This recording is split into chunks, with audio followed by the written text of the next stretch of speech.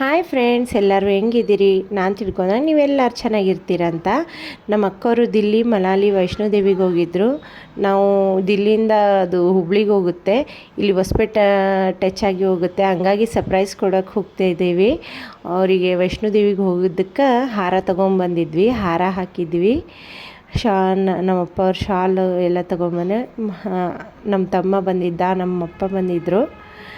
ಇವ್ರು ನಮ್ಮ ಅಕ್ಕನ ಮಕ್ಕಳು ಎಲ್ಲರೂ. ಭಾಳ ಖುಷಿ ಆಯಿತು. ಅವ್ರಿಗೆ ನೋಡಿ ಬಂದು ನಾನು ಇಲ್ಲಿ ದೀಪ ಹಚ್ತಾ ಇದ್ದೀನಿ. ದೀಪ ಹಚ್ಚಿ ಸ್ವಲ್ಪ ಕಾಫಿ ಮಾಡಿಕೊಡೋಣಂತ ನಮ್ಮ ಮನೆಯವರಿಗೆ ಕಾಫಿ ಮಾಡ್ತಾ ಇದ್ದೆ. ಮಕ್ಕಳು ಟ್ಯೂಷನಿಗೆ ಹೋಗ್ಯಾರ ಫ್ರೆಂಡ್ಸ್.